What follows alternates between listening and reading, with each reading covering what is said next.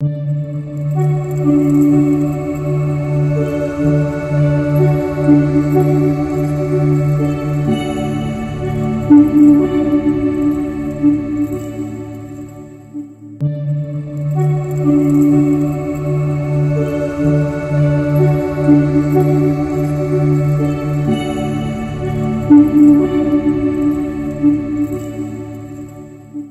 bien-aimés, chers frères et sœurs, que la grâce de notre Seigneur Jésus-Christ soit avec vous tous.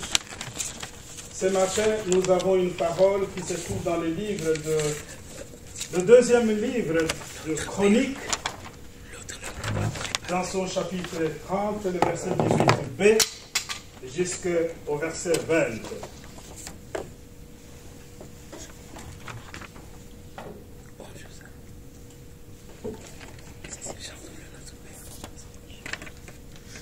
Mais Ézéchias pria pour eux en disant: Veille l'Éternel qui est bon, pardonnez à tous ceux qui ont appliqué leur cœur à chercher Dieu, l'Éternel, le Dieu de leur Père, quoiqu'ils n'aient pas pratiqué la sainte purification. L'Éternel exauça Ézéchiel et il pardonna au peuple. Amen. Amen.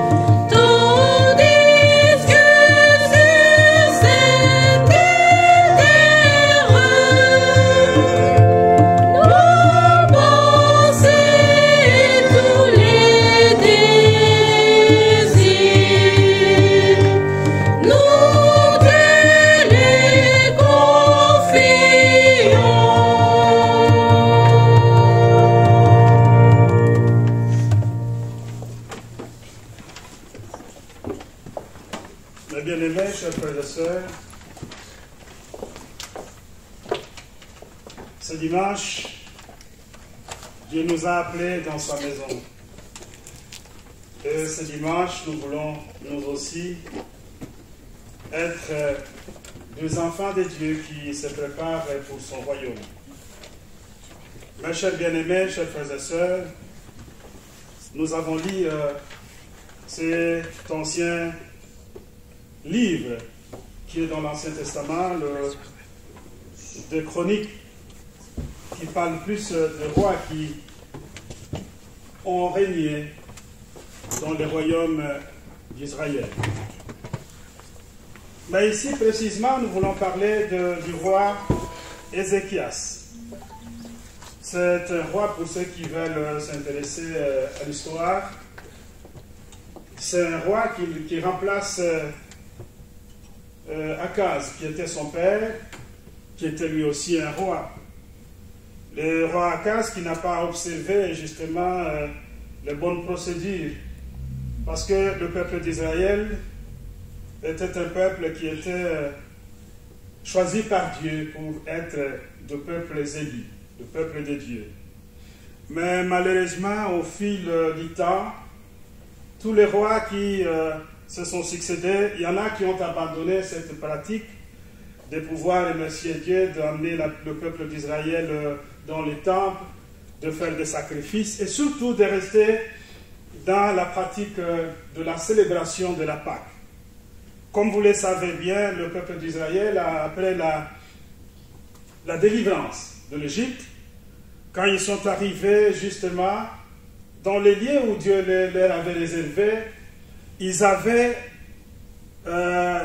mis en place une pratique qui était pour eux une façon de célébrer la récolte, bien sûr, mais aussi de célébrer cette délivrance, cette liberté qu'ils avaient, que Dieu leur avait donnée pour pouvoir reconnaître à chaque fois que Dieu était bon pour eux. Mais cette liberté, ils pouvaient le célébrer qu'à l'église.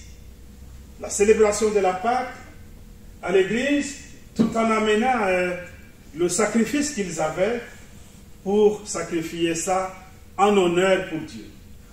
Et après, c'était la continuité de la fête. Et comme vous le savez, je ne sais pas, peut-être il faisait une semaine, la Bible est un peu explicite, 7 jours, 13 jours, je ne sais pas. Mais ce n'est pas ça l'importance de notre message d'aujourd'hui. Le roi Akaj, lui, quand il prend le pouvoir, il est encore jeune. La Bible dit qu'il a encore 25 ans. Il est trop jeune. Quand il prend le pouvoir, il devient roi. Mais c'est un jeune roi, justement, qui prend une initiative très importante pour le peuple d'Israël. Il regarde le comportement de son père, qui était désolant par rapport aux pratiques d'un roi d'Israël, un roi qui est censé être un roi choisi par Dieu, qui devrait se soumettre à la volonté de Dieu. Et ce roi-là a fait des choses ignobles, des choses qui n'étaient pas bien, jusqu'à tuer ses propres enfants. Et c'est comme ça que le roi Akaj lui dit, je ne peux pas continuer à me comporter comme mon père. Déjà dans son règne, il y a la division d'Israël. Le royaume d'Israël est divisé. Il y a le royaume de Juda, mais il y a aussi le royaume d'Israël, ceux qui sont restés, les autres tribus qui sont restées, parce que le royaume de Juda est composé de la tribu de Juda et de Benjamin, et les autres 10. Les autres 10, et aussi, ils ont formé les royaumes, qui étaient basés en Samarie ou en Sichem, si vous voulez bien. Ce sont des termes hébreux, des noms hébreux. On n'a pas besoin de rappeler ici ces noms-là. Si on parle de Samarie, je crois que tout le monde comprend bien, parce que la Samarie, c'est plus parlé dans la Bible, plutôt que Sichem, et ainsi de suite. Chers bien-aimés, ce roi voudrait rassembler les peuples. Ce roi voudrait mettre ensemble tous les deux royaumes pour pouvoir continuer à célébrer le Dieu Tout-Puissant qui est leur Père Céleste, qui est leur Dieu. Parce que tout autour de ces deux royaumes, il y a des royaumes violents, comme les Assyriens. Comme les Assyriens qui viennent toujours les persécuter, qui viennent toujours semer la terreur, la désolation parmi le peuple. Lorsque vous regardez l'histoire, vous verrez que les Assyriens, ils amenaient leurs troupes pour pouvoir envahir le pays, le royaume, et déporter toute la population. À chaque fois, il y avait toujours des colonnes de population qui étaient déportées vers la Syrie.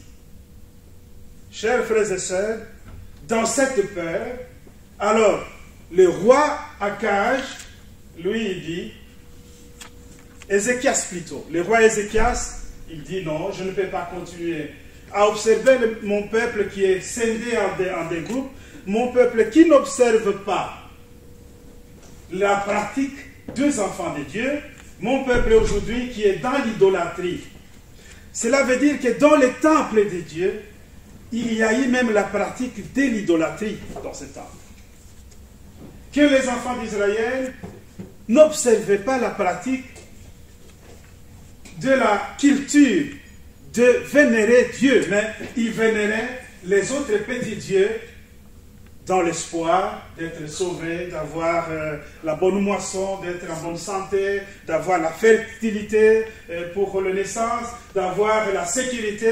Ils sont allés chercher cela entre les mains des petits dieux. Ils ont abandonné les dieux. C'est comme ça que Dieu leur avait frappé avec ses malheurs. Et tous ceux qui étaient leurs ennemis arrivaient à bout de ce royaume d'Israël. Pourquoi? Parce qu'ils avaient abandonné les dieux tout-puissants. C'est lui qui devrait les protéger. C'est comme ça qu'Ézéchias lui dit non.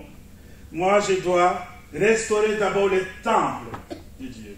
La restauration du temple commence justement par le culte à Dieu, parce que donner le culte à Dieu, c'était la chose la plus merveilleuse pour les enfants d'Israël. Et cette culte devrait être suivi par le sacrifice. Sacrifier, c'est comme aujourd'hui, nous amenons les offrandes dans la maison du Père. Pourquoi ces offrandes? Justement pour que l'œuvre de Dieu puisse avoir la possibilité de continuer à être exercée. Et dans ces temps-là, ils amenaient des sacrifices à Dieu. Ils amenaient des sacrifices parce qu'il y avait aussi des prêtres qui étaient des Lévites, qui, eux, ne pouvaient pas aller travailler dans le champ.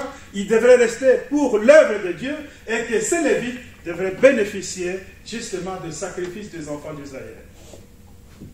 Chers bien-aimés, chers frères et sœurs, Ézéchias a restauré le temple. Ézéchias a mis en place justement le culte en honneur pour Dieu. Et Ézéchias a donné une prière à Dieu. Et lorsqu'il a appelé justement les autres peuples, ceux qui étaient au nord et qui s'appelaient le royaume d'Israël, alors il avait besoin qu'ils viennent eux aussi ensemble pour pouvoir célébrer Dieu. Et parmi le peuple, il y en a qui ne sont pas venus. Ils ont refusé, c'est comme aujourd'hui. Lorsque nous avons un appel pour venir dans la maison du Seigneur, il y en a qui disent, écoute, j'en ai marre, j'ai essayé plusieurs fois, je n'arrive pas à comprendre ce que nous faisons à l'église. Je n'ai pas de bénéfice dans cela, je trouve que je ne trouve rien et je ne parle pas. Et aussi, il y avait des doutes dans leur cœur. Parfois, ils se mettaient à l'écart, parfois, ils se mettaient à se poser des questions, parfois, ils n'avaient pas de réponse dans leurs questions, et ils sont restés. Mais la prière d'Ézéchias est celle-ci. Il dit, Seigneur, tu auras pitié plutôt de ceux qui ne sont pas venus dans ta maison, parce qu'ils n'ont pas compris de ce qu'ils sont en train de faire. Ils sont dans l'idolâtrie. Mais moi, je viens vers toi pour que tu puisses le pardonner, pour que tu puisses avoir la miséricorde sur cette population. Chers bien-aimés, chers frères et sœurs, le programme qu'avait lancé Ézéchias, c'était une réforme. Une grande réforme, justement, visant au peuple de revenir dans les temple. Ce peuple qui avait abandonné les temples. Ce peuple qui n'avait plus besoin de venir au temple.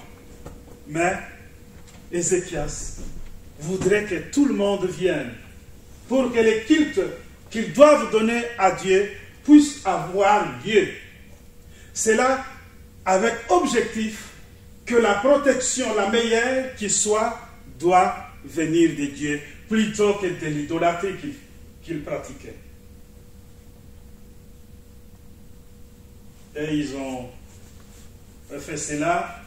Le peuple était venu, que ce soit du royaume de Juda, que ce soit du royaume d'Israël. Ils se sont rassemblés, ils ont donné un culte à Dieu, ils ont donné des sacrifices à Dieu, et ils ont été bénis par le Seigneur. Mais Ézéchias, à la fin, il demande aux Lévites, qui étaient des prêtres, de pouvoir prier pour le peuple d'Israël, mais aussi de pouvoir prier pour ceux qui n'étaient pas venus dans les temples, pour ceux qui n'étaient pas venus pour célébrer le Dieu Tout-Puissant. Et la mission qui leur a été donnée, le prêtre l'ont fait, et Dieu a exaucé justement cette prière. Chers bien-aimés, chers frères et sœurs, pourquoi est-ce que nous allons nous souvenir de cela aujourd'hui?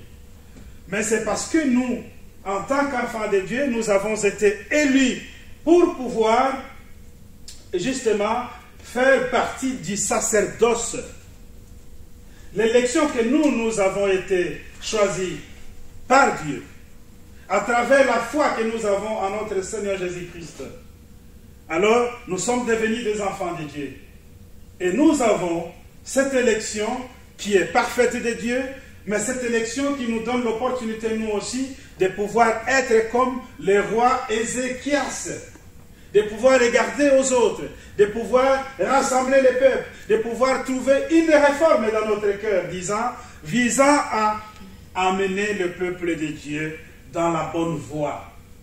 Si nous sommes à l'église, nous regardons ceux qui ne viennent pas à l'église et nous disons pourquoi est-ce qu'ils ne viennent pas à l'église. Il y a sûrement une raison. Mais cette raison, c'est cela que nous allons pouvoir attaquer, nous allons pouvoir nous approcher pour dire, écoutez, ce que vous faites là, moi je trouve que viens à Dieu, parce que c'est lui notre Dieu, notre Père Tout-Puissant. C'est lui qui nous protège devant des agressions, devant des souffrances, devant certaines turbulences de la vie, devant des vagues. Lorsque nous sommes en train de naviguer sur la terre, nous avons des vagues, comme des vagues qui sont en train d'être rencontrées par des marins ou des bateaux. Ils ont des vagues, mais ils ont un objectif. Ils sont en train de pointer l'horizon, là où ils vont aller pour pouvoir arriver, mais ce ne sont pas les vagues qui vont pouvoir les effrayer. Ils continuent leur chemin, mais pendant les vagues, ils vont chercher tout simplement à adapter leur vitesse, à adapter la vitesse de leur bateau pour ne pas être submergés par l'eau. Lorsque nous avons des vagues devant nous, lorsque nous voyons aussi des vagues devant nos frères et sœurs qui ont abandonné l'œuvre de Dieu, nous devons nous adapter. Nous adaptons notre langage, nous adaptons notre façon de nous comporter, nous adaptons notre foi par rapport aux vagues qui se présentent devant nous, par rapport aux difficultés qui sont devant nous, à nos frères et sœurs.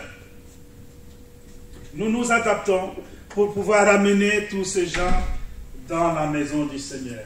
Nous adaptons pour sauver ces gens-là. Nous adaptons pas pour submerger le bateau qui est déjà sur une vague, mais nous nous adaptons pour que ces gens puissent avoir de la liberté. Que ces gens puissent rencontrer la liberté dans la maison de Dieu, que ces gens puissent goûter de la quiétude de Dieu dans sa parole. Chers bien-aimés, chers frères et sœurs, la mission qui nous est donnée, elle n'est pas si difficile, mais parfois elle est complexe. Mais parfois nous la mettons aussi dans un sens où nous-mêmes nous nous compliquons la tâche. Parce que lorsque nous regardons ce que nous faisons, ce que nous sommes, ce que nous voudrions que les autres puissent être, nous sommes des enfants de Dieu. Nous avons la foi. Nous restons implacables dans notre foi. Nous continuons, quoi qu'il en coûte, quoi qu'il en soit. Mais alors les autres? Les autres, ils trébuchent, ils tombent, ils ne viennent plus, ils ont des doutes.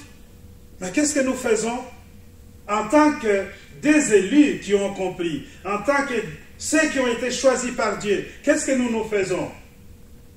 Parce que nous savons que nous faisons, Dieu nous a élus pour que nous puissions faire partie du sacerdoce. Et quand on parle du sacerdoce, on parle de la prêtrise.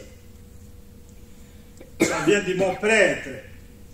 Prêtre, ça signifie celui qui est à l'œuvre pour le Seigneur. Nous sommes appelés à être à l'œuvre pour le Seigneur. Nous travaillons tous dans cette œuvre selon ce qui nous est présenté, selon ce qui est devant nous. Nous n'allons pas chercher ailleurs, mais proche de nous, il y a quelqu'un qui a besoin de nous. Mais si quelqu'un a besoin de nous, nous devons lui offrir notre service en tant qu'enfant de Dieu.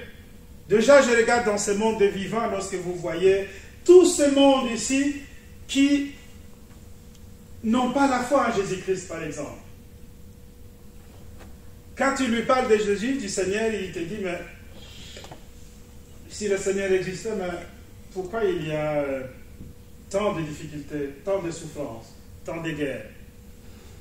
Pourquoi il y a la mort? Chers bien-aimés, chers frères et sœurs, les gens ignorent que nous sommes que des passagers sur cette terre, que notre passage est éphémère, elle n'est pas long. Nous ne sommes pas appelés à faire 800 ans comme les Enoch et les autres. Tous ceux qui ont fait 800 ans, 360 ans, ainsi de suite, les Abraham 120 ans et consorts, où est-ce qu'ils sont? Ils ne sont plus sur cette terre. Ils sont déjà partis. Mais ils ont fait leur histoire parce qu'ils ont été accrochés à la parole de Dieu. Et aujourd'hui, nous les reconnaissons. La trace que nous faisons en tant qu'enfants de Dieu. Lorsque nous faisons, nous nous appliquons dans l'œuvre de Dieu. Lorsque nous venons aussi faire partie de ceux qui sont en train de travailler dans l'œuvre de Dieu, nous sommes en train de créer aussi notre trace. De faire notre trace sur l'œuvre de Dieu. Chers bien-aimés, chers frères et sœurs, allons vers autrui qui a besoin de nous. Allons lui délivrer le message. Allons lui donner ce qui est nécessaire pour le royaume de Dieu.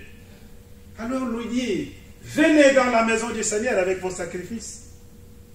Venez dans les cultes où nous célébrons le Seigneur, nous célébrons Dieu Tout-Puissant. Venez nous rejoindre. Parce que là, le Seigneur, il va exaucer nos prières et il a besoin de nous bénir et de continuer à nous protéger jusqu'à ce que nous irons dans son royaume. Ce message aussi coïncide avec cette préparation que nous avons pour le service divin en faveur des défunts qui se pointe à l'horizon. Nous avons ce service justement le dimanche prochain. Mais ce service divin, chers bien-aimés, chers frères et sœurs, nous la faisons parce que nous sommes des enfants de Dieu, nous faisons partie du sacerdoce, justement. C'est pourquoi nous faisons ce service divin. Mais il y a ceux qui avaient déjà intercédé pour les autres dans l'ancien temps.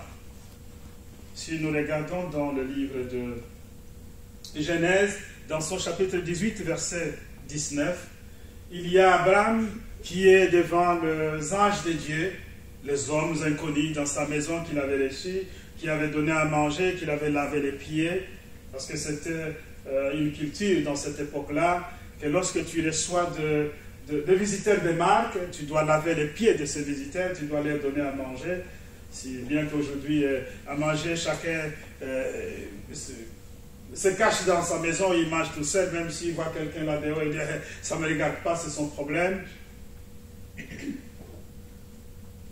Mais Abraham, en recevant ces gens-là, les inconnus chez lui, en offrant de l'eau et de la nourriture à ces gens-là, il a bénéficié de la parole qui venait de Dieu. Déjà, ces gens ont promis à Sarah d'avoir une grande descendance. Sarah qui était vieille, excusez-moi le terme, qui était âgée si vous voulez, elle était vieille aussi, n'est-ce pas?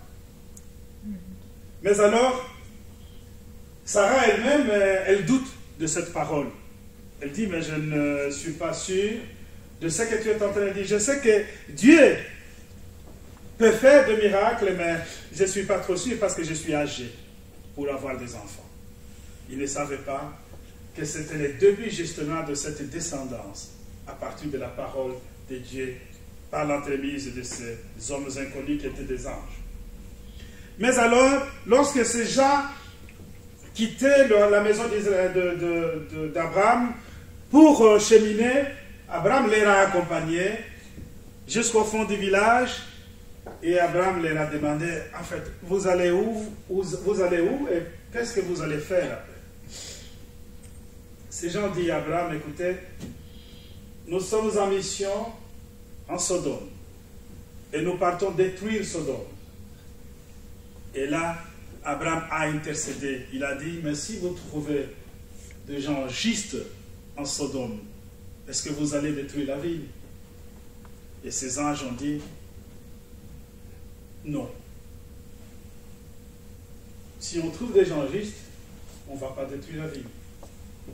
Mais si vous trouvez quelques gens justes, parce que Abraham commence à adapter le langage, parce que ce n'était pas tous les Sodomes qui étaient justes. Abraham le savait bien. C'était là où il y avait des pratiques qui étaient horribles à la face de Dieu. Et Abraham est arrivé jusqu'à demander, même s'il y a 3, 4, 5 personnes, est-ce que vous allez les sauver? Et les anges ont dit, nous sauverons ceux qui sont justes, et ceux qui ne sont pas justes périront. Chers bien-aimés, c'était une intercession d'Abraham en faveur de gens qui étaient à Sodome. Mais ces gens-là étaient aussi, il était son neveu, Lot, qui a été sauvé.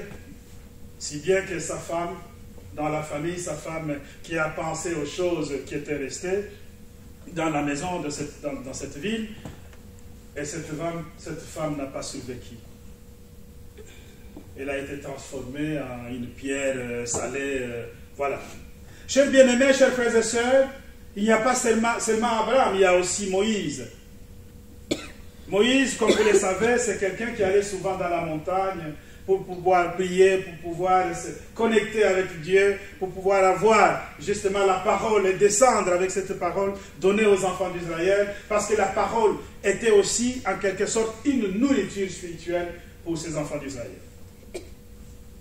Mais cette fois, lorsque Moïse descend, il trouve que les enfants d'Israël, ils ont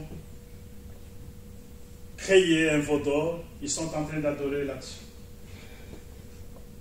Et Moïse était éclairé, Moïse était triste. Et Dieu l'a directement dit, je vais appliquer ma vengeance sur ce peuple-là, qui ne veut pas de moi, sur ce peuple qui est en train d'adorer l'idolâtrie. Chers bien-aimés, chers frères et sœurs, ce message se trouve dans le livre d'Exode, dans son chapitre 32, versets 31 et 32. Je crois que je vais le lire, c'est plus mieux.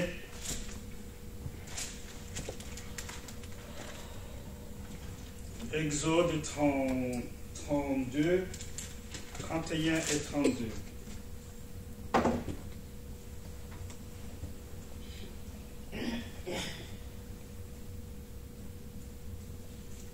Moïse, lui, a besoin justement de plaider aussi à la cause des enfants d'Israël. Mais il n'en a pas le moyen de pouvoir demander à Dieu d'effacer ce que viennent de faire les enfants d'Israël. Il est confronté à cette situation, il n'a pas comment réagir, et voici ce qu'il dit.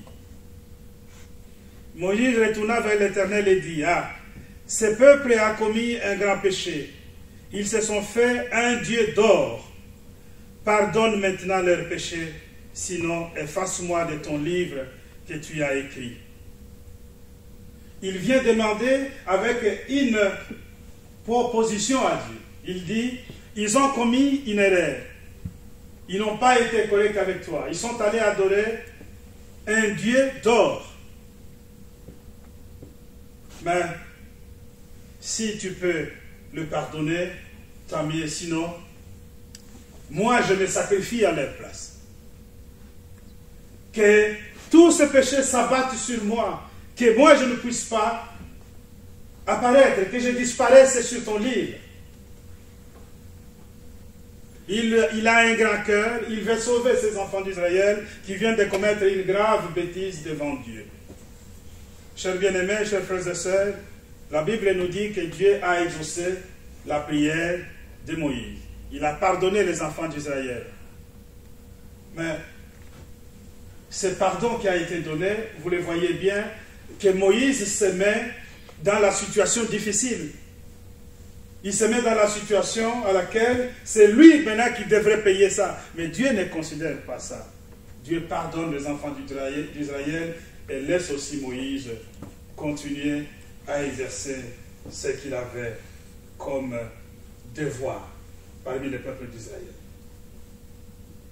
Chers bien-aimés, chers frères et sœurs, l'intercession, c'est cela qu'il s'agit. C'est un fait qui est important pour les enfants de Dieu. L'intercession fait partie de notre mission en tant qu'enfants de Dieu.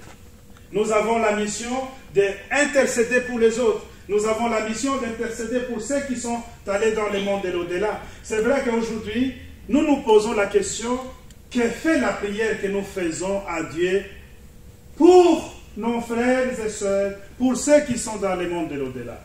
Que fait cette prière? nous n'avons pas une certitude, parole à vous le dire maintenant, mais nous croyons en notre Seigneur Jésus-Christ que ce que nous faisons, le Seigneur entend et le Seigneur a la miséricorde et le Seigneur a le pouvoir de sauver les âmes qui se trouvent dans le monde de l'au-delà à travers notre petite prière. Parce que nous croyons à cela, chers bien-aimés, parce que nous sommes deux enfants de Dieu qui doivent faire aussi quelque chose, parce que nous sommes devenus des sacerdoces royales,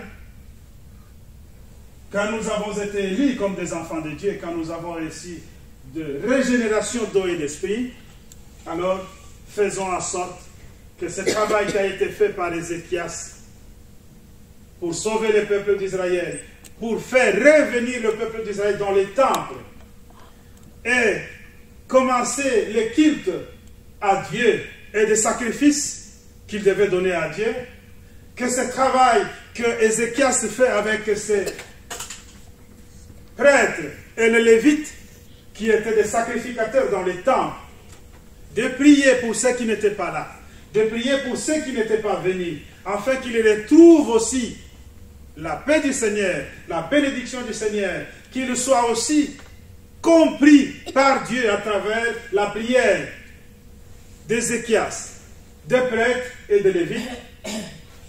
Cette tâche nous est aussi donnée aujourd'hui. Nous sommes des Ézéchias aujourd'hui. Nous sommes ceux qui prient pour les autres aussi. Nous sommes ceux qui vont aux côtés des autres pour pouvoir les aider. Nous aidons ceux qui ont besoin du pain. Nous aidons ceux qui ont besoin d'un habit. Nous aidons ceux qui ont besoin d'une consolation.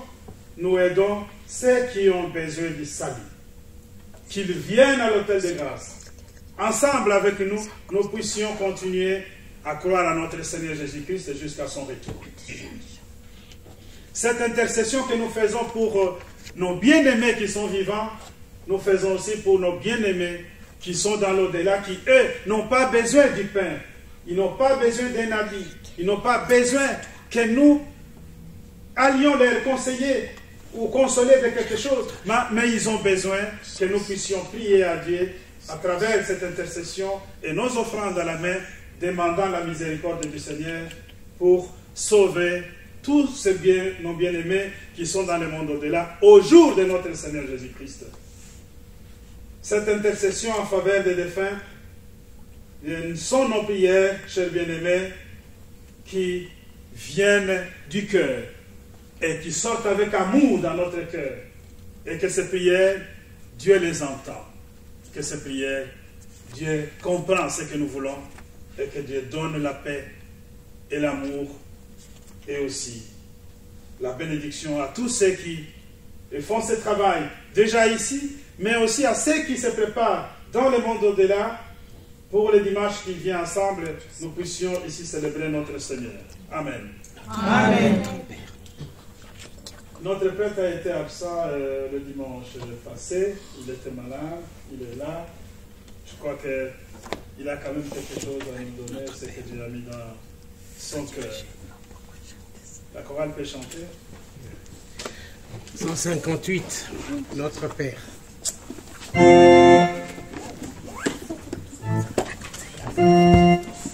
C'est ici, normalement ça c'est pas 158. Qui t'a donné des autres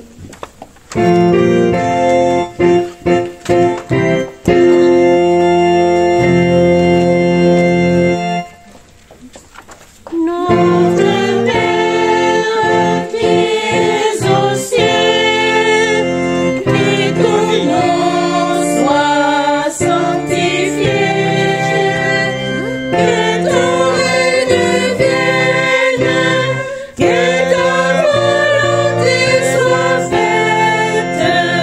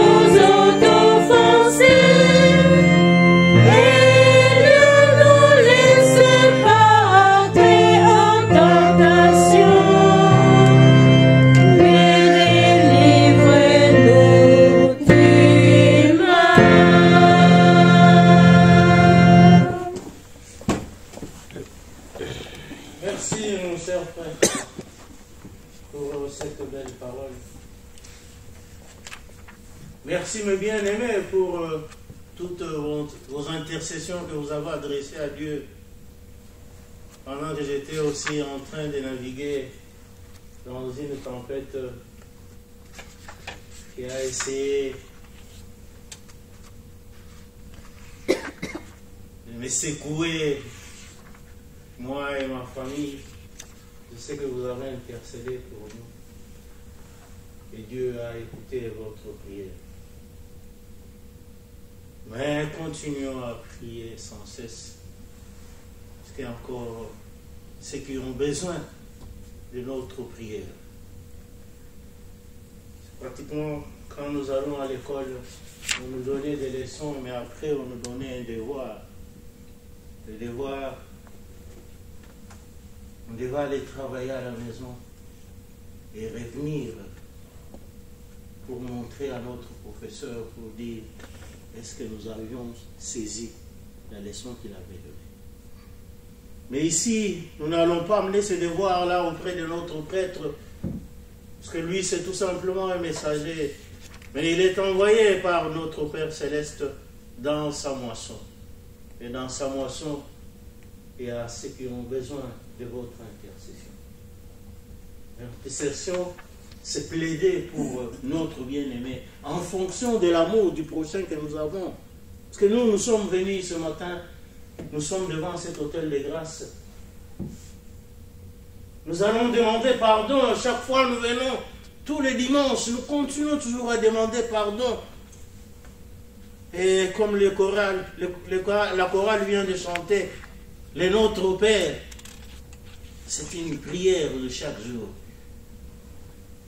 Mais, et pourtant, l'autre dimanche, quand nous allons encore venir, même si nous devons intercéder pour le défunt, mais nous devons aussi intercéder pour nous-mêmes ce jour-là, demander pardon à notre Dieu, parce que nous savons que nous tombons tout le temps. Le plus important, ce n'est pas compter les fois que nous sommes tombés, mais c'est de nous relever, faire un effort pour ne pas continuer à tout le temps être par terre.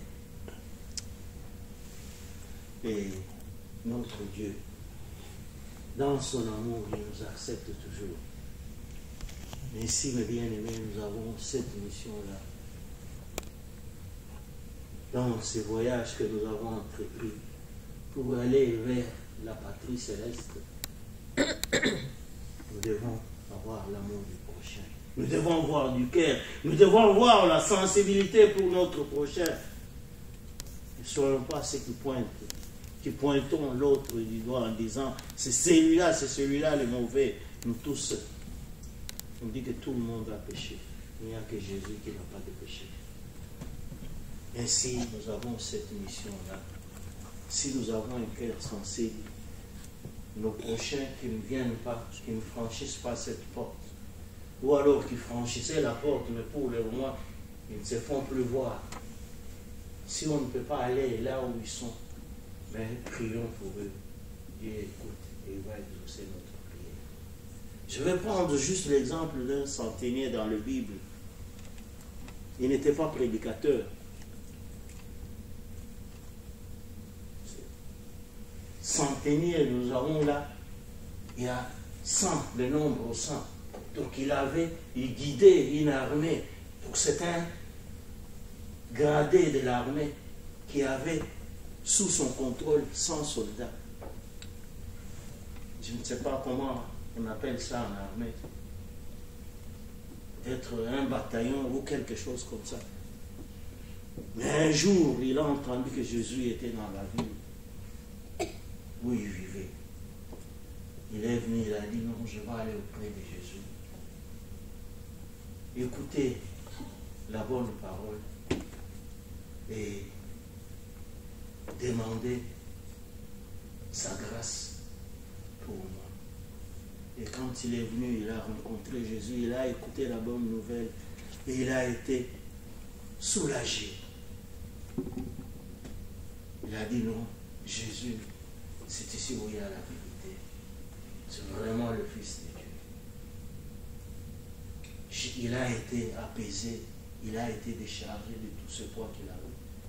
Il pouvait rentrer, dormir en paix et dire non, je vais continuer à pratiquer de l'amour là où je vais commencer à passer. Mais il a pensé à l'un de ses soldats qui était malade. Quand il est parti, il avait laissé l'un de ses soldats qui était très malade, qui ne pouvait pas se déplacer. Il a dit, moi je suis venu, je suis soulagé, mais mon soldat qui est là, il est alité, il est malade. Il a dit, non, je ne vais pas l'oublier. Il est revenu vers le maître Jésus en disant, maître, s'il vous plaît, je voudrais que vous puissiez prier pour mon militaire qui est resté à la maison. Il est très souffrant. Je ne sais pas en rentrant si je vais le trouver encore vivant. Jésus lui a dit, je vais aller avec toi vers celui qui est malade, ton soldat là, pour que j'aille le guérir. Il a dit non, mon Seigneur, je connais que tu as une très grande puissance. Tu es celui qui dit un mot et tout change. Tu n'as pas besoin de te déplacer, aller jusque dans la maison, un pauvre pécheur que je suis. S'il te plaît, il suffit tout simplement que tu dises un mot là où tu es, et mon militaire sera guéri. Parce que moi, je suis un militaire, un homme. J'ai une centaine de militaires qui sont derrière moi. Quand je les envoie, il suffit juste que je dise un mot, ils partent vite et ils exécutent, ils agissent, sans demander que moi je me déplace. Et toi, le Seigneur, il suffit tout simplement que tu dises un mot, mon militaire là sera guéri. Jésus a trouvé qu'il avait une grande foi. Et il nous dit, si vous avez des fils qui ont une petite foi, qui a la dimension d'un grain de sable, vous pouvez déplacer le montagne. Nous tous ici, nous avons une grande puissance si nous faisons la confiance à notre Seigneur Jésus-Christ. C'est ça ce qui signifie la foi. Mettons notre foi. Et alors, ce jour-là, Jésus a dit non, je n'ai jamais trouvé une foi pareille, même en Israël. Et il a dit justement, le militaire qui était malade à la maison a été guéri. Nous aussi, comme notre prêtre nous l'a dit, notre prière a une grande puissance que nous négligeons. Il suffit de la faire dans toute sincérité. Notre Seigneur Jésus-Christ va comprendre et il va aider ceux qui sont même à des milliers de kilomètres, même dans le monde de l'au-delà. Parce que lui ne connaît pas de frontières. Et si nous avons cette mission-là, nous sommes des missionnaires pour notre autrui qui est encore en détresse. Il suffit tout simplement qu'on intercède, qu'on plaide auprès de notre Seigneur Jésus-Christ en disant non, j'ai celui-là qui est tel part. Pensez à lui, moi je ne saurais pas y arriver. Et Jésus va nous exaucer. C'est cette mission-là que nous avons à accomplir de guérir. Ayons le cœur sensible, pensons aussi à notre prochain. Même notre ennemi, c'est notre prochain. Même celui qui nous a fait du mal, c'est notre prochain. Peut-être qu'il nous a fait ce mal-là pour que nous puissions intercéder pour lui, afin qu'il puisse changer et devenir une nouvelle créature. Nous sommes des missionnaires. Écoutons cette mission que Jésus nous donne et allons dans le champ et sémons la bonne nouvelle. Et notre Seigneur Jésus-Christ sera content de nous. Que notre Père Céleste soit loué. Amen. Amen. Nous avons la mission de plaider, nous avons la mission d'intercéder, nous avons la mission d'avoir la confiance, parce que nous avons la foi. Ce sont là les mots du prêtre. Et je suis très d'accord avec lui que le Seigneur a besoin de regarder là au fond de nous, est-ce que la foi elle est fervente? Est-ce qu'elle croit? Elle continue encore à mettre l'espoir. Nous avons parlé de l'espérance le dimanche passé. Et nous avons défini la foi. Une démonstration des choses qu'on ne voit pas, mais qu'on croit, qui sont dans notre cœur. Chers bien-aimés, chers frères et sœurs, nous sommes maintenant devant une mission. et que cette mission peut prendre corps si nous avons la volonté de le faire.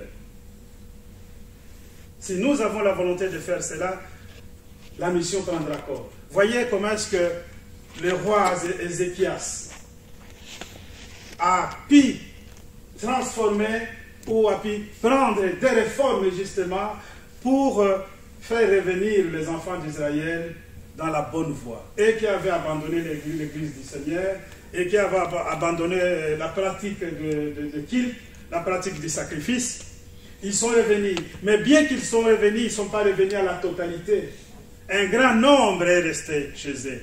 Ils ont confié dans les murailles, dans les tours, et dans ce qu'ils avaient construit tout autour d'Israël. Parce qu'Israël était un royaume convoité, comme nous l'avons expliqué ici. Que ces rois, par exemple d'Assyrie, qui venaient chaque fois, il avait besoin de pulvériser tous les royaumes. Il l'avait fait avec le royaume d'Israël. Heureusement que c'était resté tout simplement le royaume de Juda. Où Ézéchias dit, écoute, Dieu, moi je viens vers toi. Je ne regarde pas les murailles qui nous protègent. Je ne regarde pas les tours ou les forteresses. Mais je regarde Dieu qui est tout-puissant.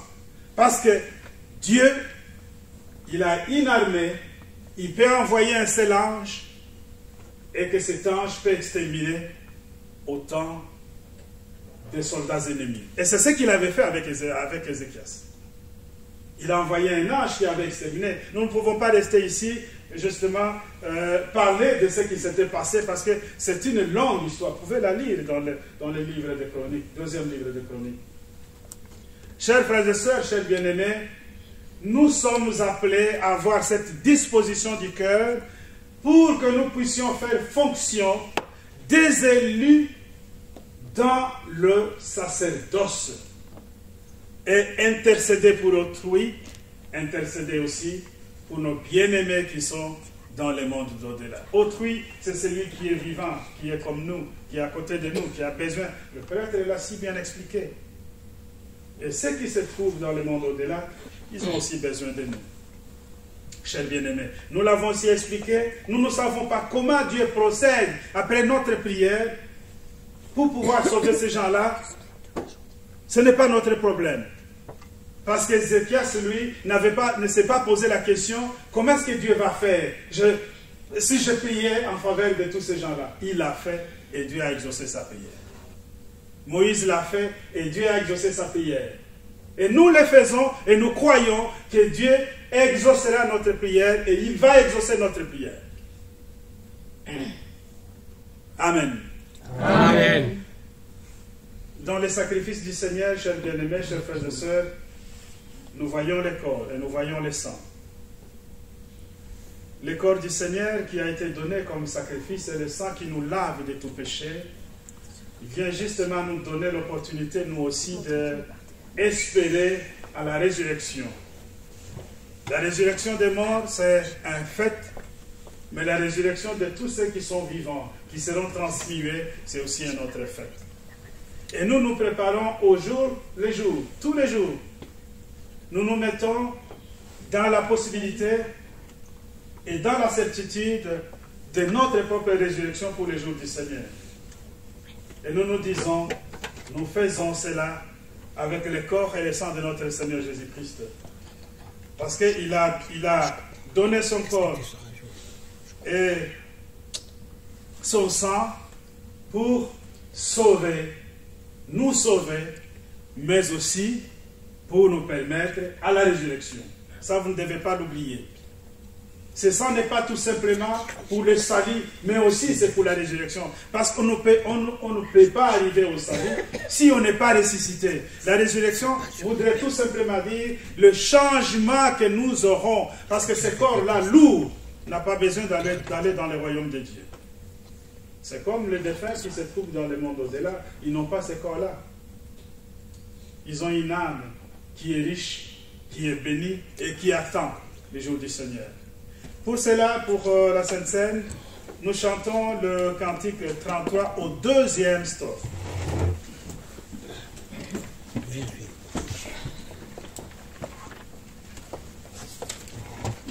Là, normal.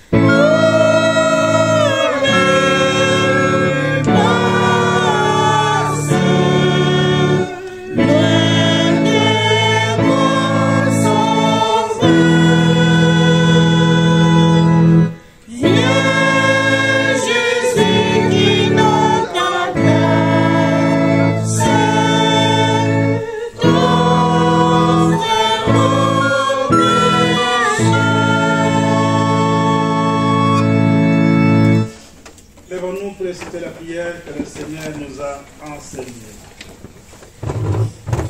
Notre Père qui es aux cieux, que ton nom soit sanctifié, que ton règne vienne, que ta volonté soit faite sur la terre comme au ciel. Donne-nous aujourd'hui notre pain quotidien. Pardonne-nous nos offenses, comme nous pardonnons à ceux qui nous ont offensés. Ne nous induis pas en tentation, mais délivre-nous du mal. Car c'est à toi qu'appartiennent, dans tous les siècles, le règne, la puissance et la gloire. Amen. Selon la mission que j'ai reçue de l'apôtre et mon mandat, je vous annonce la bonne nouvelle. Au nom de notre Seigneur Jésus-Christ, le Fils de Dieu vivant, vos péchés vous sont pardonnés. La paix du ressuscité soit avec vous. Amen. Amen. Éternel Dieu de toute bonté, mon Père céleste, Dieu de toute miséricorde. Tu t'es, notre Dieu tout-puissant, montré avec beaucoup de compassion envers nous, notre Père céleste, en éliminant tous les péchés que nous avions. Nous avons la certitude maintenant de devenir dignes de nous approcher devant cette table du Seigneur. Dieu d'amour et de miséricorde, merci pour ce que tu viens de faire pour nous. Au fond de notre cœur, Père, nous te sommes très reconnaissants pour cela. Pour ça, donne-nous maintenant la force, à travers la sainte scène de notre Seigneur Jésus-Christ, mais aussi donne-nous l'espoir de pouvoir garder toujours cette espérance dans notre cœur que le jour du Seigneur, nous serons aussi ressuscités pour pouvoir vivre dans ton royaume. Donne-nous ta paix, protège-nous pendant ce moment. Unis-nous dans la prière de tous, exauce-nous au nom de Jésus. Amen. Amen.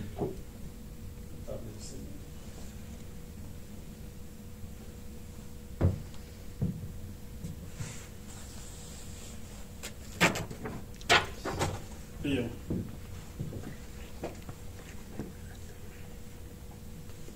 Au nom de Dieu le Père, et le Fils et le Saint-Esprit, je consacre le pain et le vin pour la Sainte Seine et j'y dépose le sacrifice unique de Jésus-Christ, valable en toute éternité. Car le Seigneur prit du pain et du vin rendit grâce et dit: ceci est mon corps qui est donné pour vous. Ceci est mon sang, le sang de la nouvelle alliance, qui est répandu pour beaucoup pour le pardon des péchés. Mangez et buvez, faites ceci en mémoire de moi. Car toutes les fois que vous mangez ce pain et que vous buvez ce vin, vous annoncez la mort du Seigneur jusqu'à ce qu'il revienne. Amen. Amen. Le corps et le sang de Jésus sont donnés pour toi. Amen.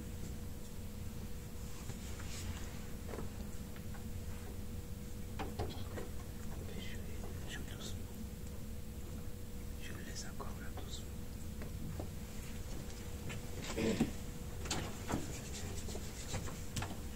Asseyez-vous, s'il vous plaît.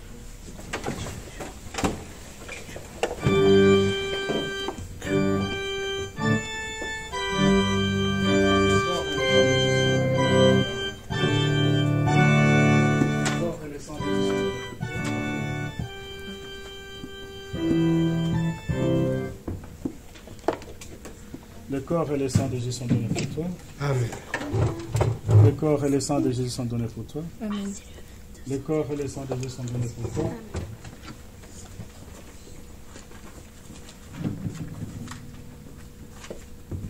Chers bien-aimés, nous allons chanter pour la Sainte Seine le cantique 290, c'est ça? Vous l'avez changé? 286. 286. Ah, 286. Et la communauté est invitée à participer à la Sainte Seine.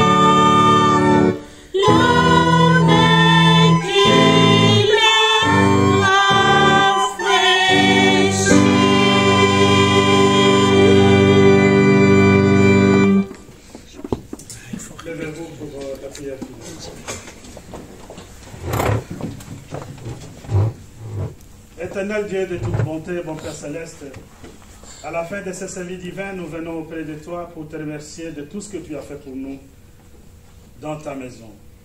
Père d'amour et de miséricorde, tu as montré ton amour envers nous à travers la parole que tu nous as donnée. Tu nous as démontré, Père de miséricorde, que nous sommes ceux qui sont disposés à pouvoir aider les autres à travers notre intercession. Maintenant, Père, accompagne-nous. Donne-nous la force de pouvoir réaliser tout cela avec beaucoup de conviction. Bénis tes enfants ici présents, Père. Bénis aussi ceux qui ne sont pas ensemble avec nous. Nous pensons toujours à notre sœur Christiane, que nous cherchons notre Dieu Tout-Puissant là où elle est, tant à merveille est. Qu'elle puisse ressentir, Père de miséricorde, de ta proximité. Mais aussi nous pensons à notre diacre Éric, avec qui nous avons été au téléphone ce matin, Père d'amour. Bénis et protège ce serviteur de Dieu. Faites en sorte qu'il revienne auprès de toi pour pouvoir te célébrer ensemble avec nous, comme avait fait le peuple d'Israël jadis. Bénis et protège, Père de miséricorde, tout ce que font tes enfants. Et nous savons que toi, tu es le Père qui pourvoit leurs besoins. Et nous savons aussi que tu es le Père qui les accompagne dans toutes les activités. Donne-leur la paix, donne la bénédiction, donne tout ce qui est nécessaire, Père d'amour, là où c'est possible, et console aussi ceux qui souffrent, ceux qui sont dans les détresses et ceux qui sont dans les deuils. Sois au plus près de chacun d'entre eux, et Père de miséricorde. Bénis notre Dieu Tout-Puissant, nos prédécesseurs dans la foi. Bénis aussi l'apostolat, Père. Mais aussi, nous voulons, Père de miséricorde, te demander la protection des anges pour notre déplacement jusqu'à la communauté de Liège, où nous aurons encore une fois de plus un service divin de serviteurs cet après-midi. Donne-nous, notre Dieu Tout-Puissant, cette occasion, que nous puissions la saisir, afin que nous soyons affermis pour, à notre tour, affermir aussi toutes nos communautés. Unis-nous dans la prière de tous maintenant, exauce-nous au nom de notre Seigneur Jésus-Christ. Amen. Amen. Que la grâce du Seigneur Jésus-Christ, l'amour de Dieu et la communion du Saint-Esprit soient avec vous tous. Amen.